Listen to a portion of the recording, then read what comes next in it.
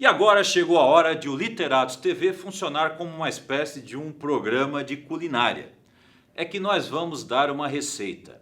Como escrever um romance à moda de Dan Brown, o famoso autor de O Código da Vinci.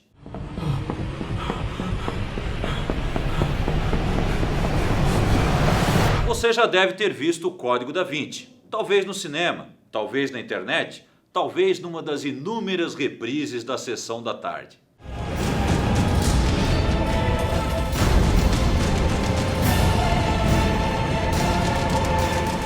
Seja como for, é impossível que você nunca tenha ouvido falar do autor do romance que deu origem ao filme, Dan Brown. Ele nasceu nos Estados Unidos em 1964. Especialista em matemática e história da arte, estreou na literatura aos 34 anos de idade com o romance Fortaleza Digital. Depois vieram Anjos e Demônios, Ponto de Impacto e aquele que seria um dos livros mais vendidos de todos os tempos, O Código da Vinci. Sempre seguindo o mesmo modelo narrativo, Brown ainda publicou O Símbolo Perdido, em que trata dos segredos da maçonaria, e Inferno, em que o herói Robert Langdon, professor de simbologia em Harvard, precisa usar a Divina Comédia de Dante Alighieri para solucionar uma série de mistérios e derrotar os seus inimigos. Dan Brown cometeu a façanha de ter 4 livros, ao mesmo tempo, na lista de best-sellers do New York Times. Quem não gostaria de descobrir o segredo de tanto sucesso? Bom, eu sempre disse que Dan Brown sempre segue o mesmo modelo narrativo. Mas que modelo é esse? Talvez pudéssemos começar pelos aspectos estruturais. Os leitores mais atentos já devem ter percebido que tudo sempre acontece no curto espaço de 24 horas, que sempre ocorre um assassinato nas primeiras páginas e que o protagonista sempre está viajando, ou seja, ele está vagando pelo território do inimigo. Além disso, o professor Robert Langdon é normalmente assessorado por alguma cientista jovem e superdotada, como é o caso da criptógrafa do Código da Vinci ou da especialista em antimatéria de Anjos e Demônios. Em todas as tramas, alguma forma de poder corre perigo, seja o poder representado pela Igreja Católica em O Código da Vinci e Anjos e Demônios, seja a presidência dos Estados Unidos em Ponto de Impacto, ou até mesmo a segurança da Aliança Americana em Fortaleza Digital. Como se pode ver, sempre existem coisas importantes que estão em jogo. Mas uma coisa bem bacana que acontece nos romances de Dan Brown é a importância que ele dá às obras de arte, aos tesouros da humanidade, que consegue envolver na trama e transformar em peças-chave para a solução dos mistérios. Mesmo que não queiram, os leitores de Brown acabam fazendo cursos indiretos sobre arte e literatura. É o que acontece em O Código da Vinci, onde as obras-primas do Renascimento são fundamentais para o avanço da trama, sendo que isso é particularmente verdade no caso da famosa e sempre enigmática Mona Lisa. Por sua vez, O Símbolo Perdido dedica grande atenção à simbologia dos franco-maçons, que pode ser considerada uma forma de arte, e as suspeitas de que o grupo tem influenciado a independência dos Estados Unidos e a criação da arquitetura da capital Washington. E Inferno, a última aventura de Robert Langdon, não tem esse nome por acaso. É uma referência à primeira parte da Divina Comédia, um dos maiores poemas da literatura universal. As imagens que você está vendo foram desenhadas por Gustave Doré no século XIX e ilustram os passos do próprio Dante Alighieri, guiado pelo poeta latino Virgílio em busca de sua amada Beatriz. Agora, existe uma coisa que Dan Brown adora sobre todas as demais: as teorias da conspiração. No caso do Código da Vinci, existem 2 sociedades mais ou menos secretas que lutam pela posse de um segredo milenar: o Priorado do Sião e a Opus Dei. A primeira é a protetora oficial de ninguém menos que os descendentes biológicos de um sujeito chamado Jesus, por acaso o Filho de Deus. Já a Opus Dei luta com todas as forças para manter esse segredo bem trancado a 7 chaves. O motivo? Manter as coisas como elas são. Uma igreja patriarcal, com o poder masculino do apóstolo Pedro e não com a sensibilidade feminina de Maria Madalena, que seria a grande matriarca do cristianismo. É por essa razão que, na época do seu lançamento, o Código da Vinci foi recebido por muitos críticos como uma espécie de manifesto feminista. É por tudo isso que podemos imaginar como serão os próximos romances de Dan Brown. A título de brincadeira, mas também como uma espécie de exercício de criatividade, nós vamos sugerir como seria a próxima aventura de Robert Langdon. Está pronto? Então vamos lá. Primeiro ingrediente: Robert Langdon precisa viajar. Ele é professor de simbologia em Harvard, um cargo que não existe, diga-se de passagem. Mas, como tal, é muito comum que saia pelo mundo a dar palestras e consultorias em universidades, museus e institutos de pesquisa. Para onde seria a nova viagem de Robert Langdon? Essa é fácil. Para Madrid, na Espanha. Provavelmente convidado por algum amigo catedrático, visitaria o famoso e espetacular Museu do Prado. A essa altura, seria muito interessante que, num capítulo intermediário, alguém fosse cruelmente assassinado. Por exemplo, um sujeito poderia ser enforcado e amarrado a uma flauta gigante, ou um pobre diabo poderia ser crucificado numa harpa igualmente gigantesca.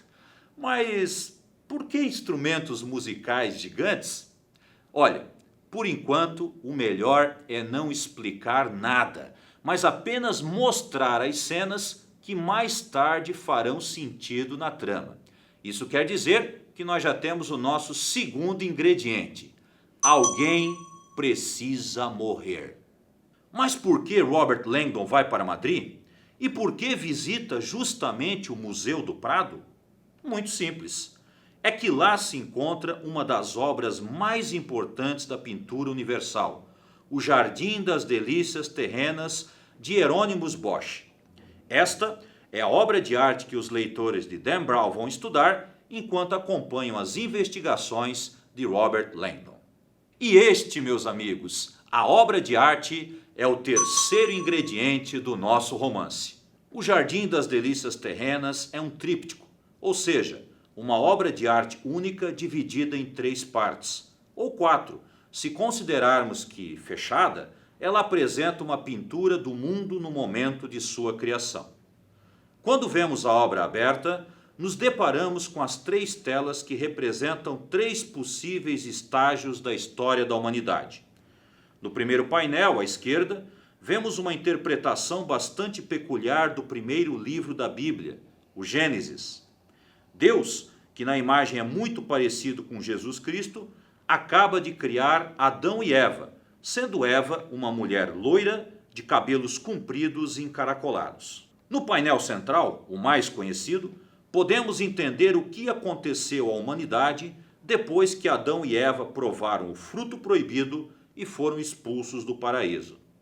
É uma orgia total. Quase todos estão nus, misturados a animais estranhos e dedicados às mais promíscuas atividades.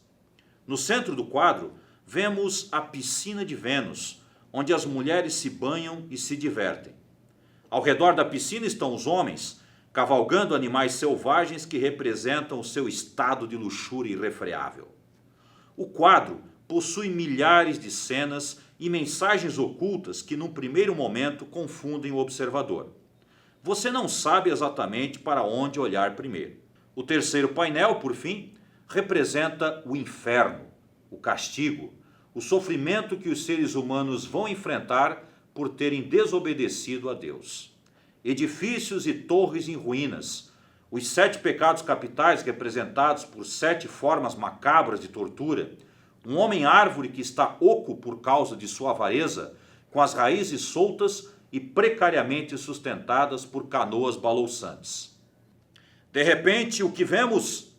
Um homem atado a uma flauta gigante e outro crucificado numa harpa igualmente gigantesca. Entenderam agora a natureza daquele assassinato bizarro que aconteceu nos primeiros capítulos? Mas isso não é tudo. Pesquisas históricas mais ou menos fidedignas dão conta de que Hieronymus Bosch pertencia a uma sociedade secreta, os Neo-Adamitas. Sociedade secreta, entende? Isso quer dizer que nós já temos o nosso quarto ingrediente. Os Neo-Adamitas reuniam-se em cultos secretos, onde ficavam totalmente nus e desejavam recuperar a pureza original de Adão. Rejeitavam o casamento e o conceito de pecado. Acreditavam que tudo o que faziam não era bom nem mal e por isso desprezavam e desrespeitavam as leis dos homens comuns. Robert Langdon logo nos explicaria que segredos dos Neo-Adamitas estão codificados no Jardim das Delícias. Assim, para uma correta interpretação da obra, não devemos observá-la da esquerda para a direita, mas ao contrário, da direita para a esquerda. Estamos no inferno. Esse é o estado atual da humanidade.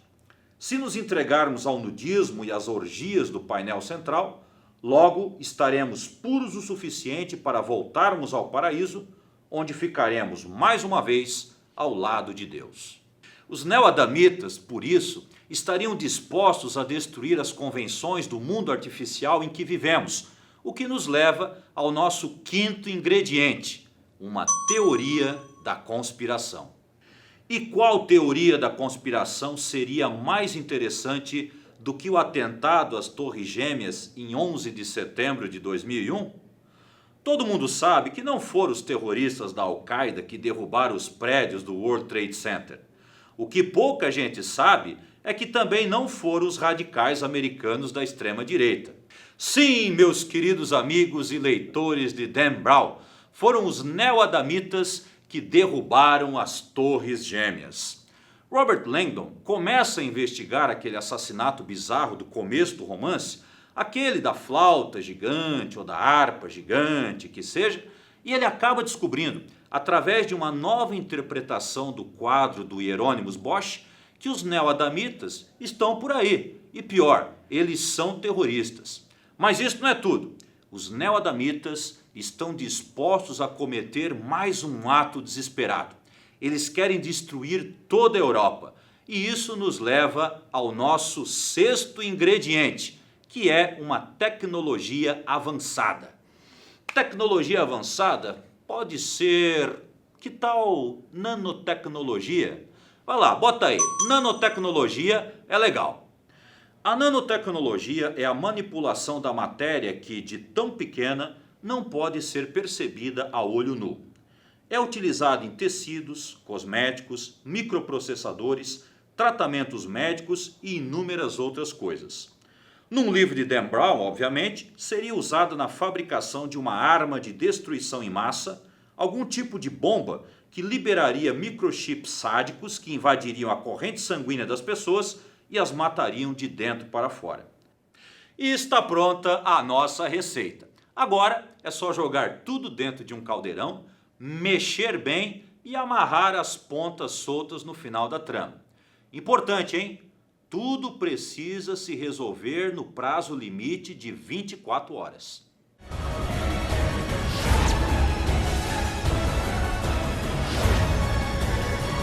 Então, acharam fácil escrever um romance à moda de Dan Brown?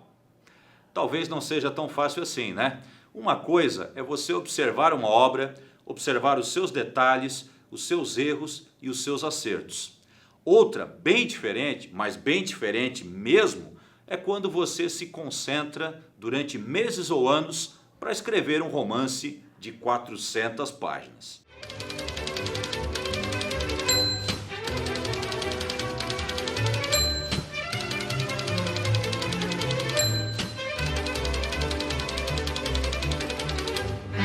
Se você estiver assistindo ao programa pela televisão e tiver dicas, sugestões, por favor, envie-as para literatostv@furb.br. Nós também estamos no Facebook, nesse endereço que você está vendo na tela. Ali no nosso perfil você vai encontrar crônicas, contos, artigos, curiosidades sobre literatura, quadrinhos, cinema e todo o universo narrativo em geral. Se você estiver assistindo pelo YouTube, por favor, dê um joinha ali embaixo e inscreva-se no canal. Não custa nada e assim você vai receber todos os programas que nós produzimos. Muito obrigado pela audiência e até o próximo Literatos TV.